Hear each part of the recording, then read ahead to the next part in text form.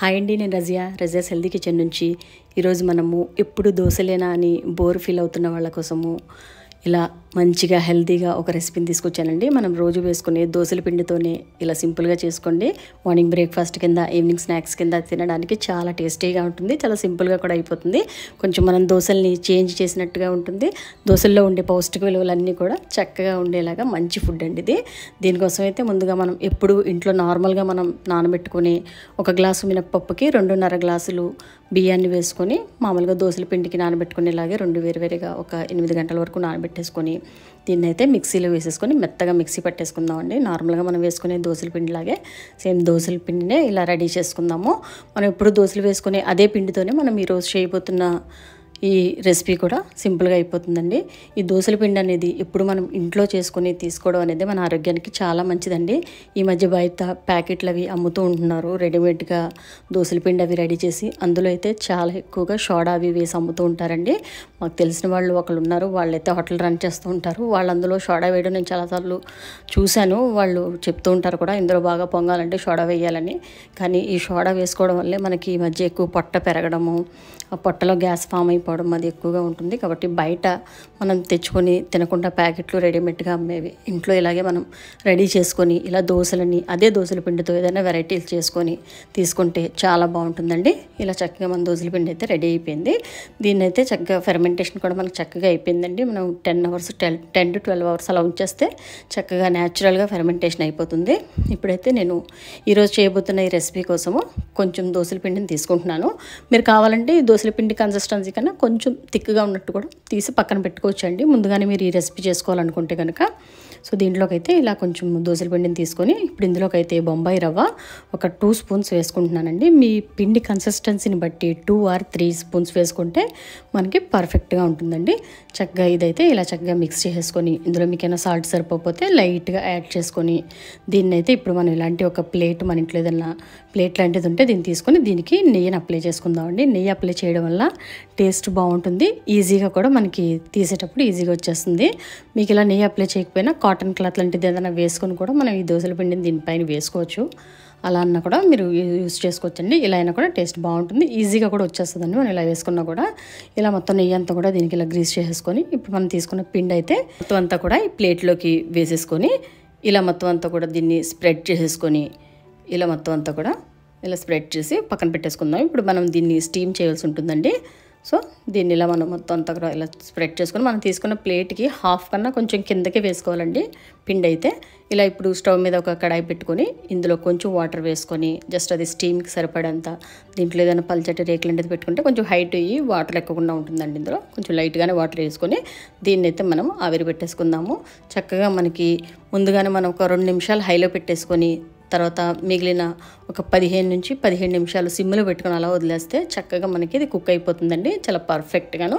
ఇప్పుడు దీన్ని అయితే మనం వేరే ప్లేట్లోకి ట్రాన్స్ఫర్ చేసుకుందాము. ముందు కొంచెం కార్నర్స్ అంతా కూడా ఒక నైఫ్ తీసుకొని జస్ట్ అంతా కూడా ఒకసారి లైట్గా ఇలా మనము చేసుకుంటే చాలా ఈజీగా వచ్చేస్తుందండి, ఇబ్బంది ఏమి ఉండదు, చక్కగా కుక్ అయిపోతుంది. సో దీన్ని అయితే ఇలా కట్ చేసుకొని ఇప్పుడు దీంట్లోకి ఏదన్నా అట్లు వేసుకుని రేకులు లాంటిది ఉన్నా, ఇలాంటిది ఏదన్నా పల్చటిది కేక్ డెకరేటెడ్ ఐటమ్ లాంటిది ఏదైనా ఉన్నా కూడా దీన్ని జస్ట్ ఇలా లోపలికి మనం ఇలా ప్రెస్ చేస్తూ లోపలికి ఇలా తీసేస్తే ఈజీగా వచ్చేస్తుందండి. మొత్తం అంతా కూడా ప్లేట్లోకి టర్న్ చేసుకుందాము. ఇలా ఈజీగానే వచ్చేస్తుంది మనం ఈ పిండితో వేసుకున్నప్పుడు. చక్కగా మనం ఇలా టర్న్ చేసుకుని వేసుకున్న దీన్ని డైరెక్ట్గా కూడా మనము చట్నీ, మంచి పల్లీ చట్నీ కానీ ఏదన్నా టమాటా చట్నీ కానీ వేసుకుని కూడా ఈజీగా ఇలా కూడా తీసుకోవచ్చండి. ఇది ఒక వెరైటీ ఇలా కూడా ఉంటుంది. దోశలు బోర్ అనుకునే వాళ్ళకి స్టెప్ బై స్టెప్లో ఇందులో మనకి 2 టైప్స్లో మనం ఇలా యూజ్ చేసుకోవచ్చండి. ఇప్పుడైతే ఇది మనం తీసిన దాంట్లో ఇలా ఇంట్లో ఏదైనా బాటిల్ లాంటిది ఉంటే కొంచెం దీని టాప్ సైడ్ మనకు యూజ్ అవుతుంది. సో ఇలాంటిది పక్కన పెట్టుకుందాము. ఈ బాటిల్ కన్నా కొంచెం పెద్దది ఉన్న క్యాప్ లాంటిది ఏదైనా తీసుకొని ఇప్పుడు ఒక్కొక్కటిగా మనము దీన్ని అయితే ప్రెస్ చేసి ఇలా కట్ చేసుకొని మొత్తం అన్నీ కూడా ఇలా తీసుకుందాము. మనకి షేప్ రావడం కోసము ఇలా బాటిల్ని కట్ చేసి ముందుగా మొత్తం అన్నీ కూడా ఇలాగే ప్రెస్ చేసుకుంటూ తీసుకుందామండి. లోపల డిజైన్స్ ఏమన్నా ఉన్న క్యాప్స్ ఉన్నా కూడా బాగుంటుందండి, కొంచెం వెరైటీగా ఉంటుంది. మనం చేసి ఇదే దోశల పిండిని కొంచెం యూనిక్గా ట్రై చేస్తే బాగుంటుందండి. సో దీన్ని అయితే మొత్తం అన్నీ కూడా ఇలా కట్ చేసి తీసుకుందాము. ఇలా మొత్తం అన్నీ ముందుగా ఇలా జస్ట్ ఇలా ప్రెస్ చేసుకొని కట్ చేసుకొని ముందంతా ప్లేట్లో తీసుకుందామండి. నేనైతే ఇది ఆయిల్ క్యాప్ అండి, దీంట్లోకి అయితే డబల్ థ్రెడ్డింగ్ ఉంది లోపల కూడా. జస్ట్ దీన్ని కూడా ఇలా మనం ప్రెస్ చేసుకొని తీసుకోవచ్చు. ఇలా ఇంకొంచెం గట్టిగా ప్రెస్ చేస్తే సెకండ్ లేయర్ కూడా పడిపోతుందండి. క్యాప్కి లోపలైతే 2 ఇలా ఉన్నాయి. సో దీన్ని అయితే ఈజీగా ఇలా ప్రెస్ చేసి తీసుకోవచ్చు. దీనికైతే డిజైన్ వస్తుందండి ఇలా లోపల ఇలా ఉండడం వల్ల. సో వీటినైతే అన్నింటిని ఇలా కట్ చేసి తీసుకుందాము. కావాలితే మళ్ళీ మన బాటిల్తో కూడా ఒకసారి ప్రెస్ చేసినా ఇంకొంచెం డిజైన్ మంచిగా వస్తుంది. సో మొత్తం అన్నీ కూడా ఇలా తీసి పెట్టుకుందామండి. ఇలా పిల్లలకి ఇలా కూడా ఇచ్చేయచ్చండి. జస్ట్ చట్నీ వేసేసి ఇలా కొంచెం వెరైటీగా ఇలా ఇడ్లీ టేస్ట్తో కొంచెం చూడ్డానికి డిఫరెంట్గా ఇలా కూడా చాలా బాగుంటుందండి. జస్ట్ ప్లేట్లో వేసి ఇలా ఇచ్చేయచ్చు. ఇవి కూడా డైరెక్ట్గా మనం తీసుకొని తినేయచ్చండి. ఇలా చక్కగా ఇందులో కూడా చట్నీ వేసుకొని మామూలుగానే పీసెస్ని మనం వేరేగా తినవచ్చు దాన్ని వేరేగా. సో వీటినైతే ఇలా డిజైన్ అయితే ఇలా ఇద్దామండి. దీనిపైన కొంచెం బాటిల్ని ప్రెస్ చేస్తే చక్కగా ఒక టైప్ ఆఫ్ బటన్ డిజైన్లో వస్తూ ఉంటుంది. సో ఇలా చేసి పెట్టడం వల్ల కొంచెం యూనిక్గా ఉండి తినడానికి పిల్లలకు కొంచెం ఇంట్రెస్ట్ చూపిస్తారు. వాళ్ళు కొంచెం వెరైటీగా చేస్తూ ఉంటే ఇలాగే మొత్తం అన్నింటి మీద కూడా బాటిల్ని జస్ట్ లైట్గా ఇలా ప్రెస్ చేస్తే మంచిగా బటన్ డిజైన్తో ఇలా చక్కగా రెడీ అయిపోతాయండి.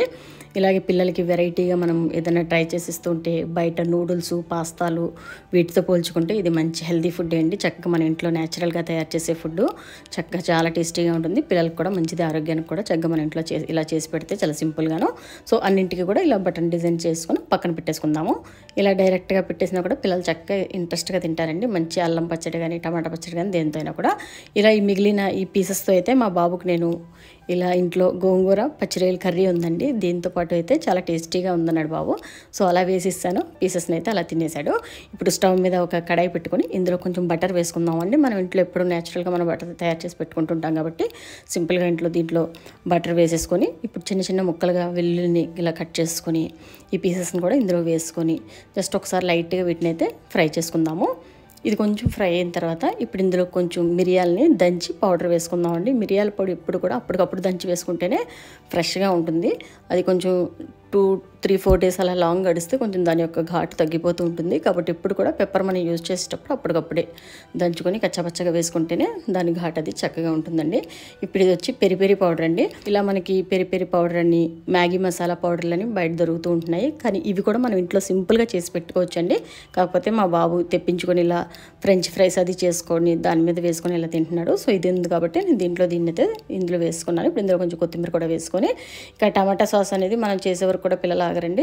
దేంట్లో ఉన్న పకోడీలు అది కావాలంటే వెంటనే ఆర్డర్ చేసుకొని తెప్పించేసుకోవడం జరుగుతుంది. కాబట్టి ఇంట్లో టమాటా సాస్ కూడా ఉంది చక్కగా ఇందులో మనకి ఇంట్లో అవైలబుల్గా ఉండేవే కాబట్టి కొంచెం టమాటా సాస్ ఇందులో వేసుకొని కావాలితే సాస్ మన ఇంట్లో కూడా చేసి స్టోరేజ్ పెట్టుకోవచ్చండి. హైజెనిక్గా చాలా బాగుంటుంది. సో దీన్ని అయితే జస్ట్ 1 మినిట్ వరకు అలా జస్ట్ అలా మిక్స్ చేసుకొని ఇప్పుడు ఇందులో మనం ప్రెస్ చేసి పెట్టుకున్న ఈ బటన్స్ అన్ని కూడా ఇందులోకి వేసేసుకొని జస్ట్ అలా ఒక 30 సెకండ్స్ దాన్ని జస్ట్ అలా అంటే కొంచెం వేడెక్కడానికి చేస్తే సరిపోతుంది. ఇవన్నీ కూడా కొంచెం వేడిగా అయ్యేలాగా ఇలా మిక్స్ చేసుకొని చక్కగా ఇంకా సర్వ్ చేసేసుకుంటే ఈవినింగ్ స్నాక్స్ కింద, మార్నింగ్ బ్రేక్ఫాస్ట్ కింద చాలా టేస్టీగా ఉంటాయండి. చాలా సింపుల్గా, చాలా టేస్టీగా, హెల్తీగా ఉండే ఫుడ్ కూడా అండి. ఇది యూనిక్గా ఉంటుంది, పిల్లలు బాగా ఇష్టపడతారు. దీన్నైతే ఇలా సేమ్ ఒకసారి ట్రై చేయండి, చాలా టేస్టీగా ఉంటుంది. ట్రై చేసి మీకు ఎలా వచ్చింది నాకు ఒకసారి కామెంట్స్లో తెలియచేయండి. ఇంతేనండి మన స్పెషల్ దోసల పిండితో చేసుకునే రెసిపీ. ఈ వీడియో కానీ మీకు నచ్చినట్లయితే లైక్ చేయండి, మీ ఫ్రెండ్స్కి, ఫ్యామిలీ మెంబర్స్కి షేర్ చేయండి. ఇప్పటివరకు ఛానల్ని సబ్స్క్రైబ్ చేసుకొని ఉండకపోతే ఛానల్ని సబ్స్క్రైబ్ చేసుకోండి. నెక్స్ట్ వీడియోలో మళ్ళీ కలుసుకుందామండి. Thanks for watching.